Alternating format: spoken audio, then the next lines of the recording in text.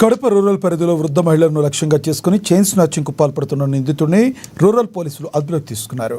దేవగుడి గ్రామానికి చెందిన నవీన్ అనే వ్యక్తి ఒంటరిగా ఉన్న మహిళల వద్దకు తాగునీటి కోసం వెళ్లి బంగారు చైన్లను లాక్కొని పరారవుతున్నట్లుగా గుర్తించారు.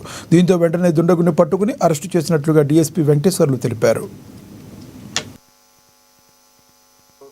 25వ తేదీ మధ్యాహ్నం 2:30 గంటలకు ముద్దాయిని తన మోటార్ సైకిల్లో వెళుతూ ఉండగా అరెస్ట్ చేశారు. అతని దగ్గర నుంచి దాదాపుగా 1.5 కేజీ గంజాయిని స్వాధీనం చేసుకొని ఆ తర్వాత అదేవిధంగా రిమాండ్ పెట్టారు.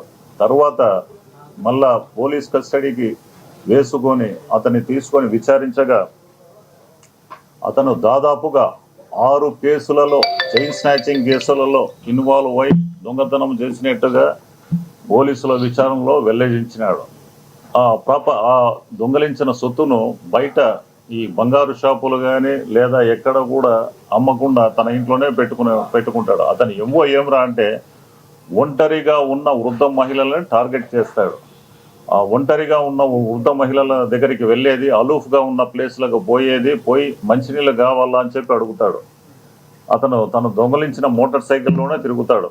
అతను హీరో స్ప్లెండర్ ప్లస్ మోటార్ సైకిల్ని కూడా దొంగలించాడు. అతను ఒంటరిగా ఉన్న వృద్ధ మహిళలను టార్గెట్ చేసి మంచినీళ్ళు అడుగుతాడు. మంచినీళ్ళు వాళ్ళు ఇచ్చేటప్పుడు వంగి తగిన బంగారు గొలుసుని తీసుకొని స్నాచింగ్ చేసుకొని వెళ్ళిపోతాడు. అది అతని ఏమో. అతన్ని పట్టుకోవడంలో చాలా విశేషంగా కృషి చేసిన కడప రూరల్ సిఐ అదే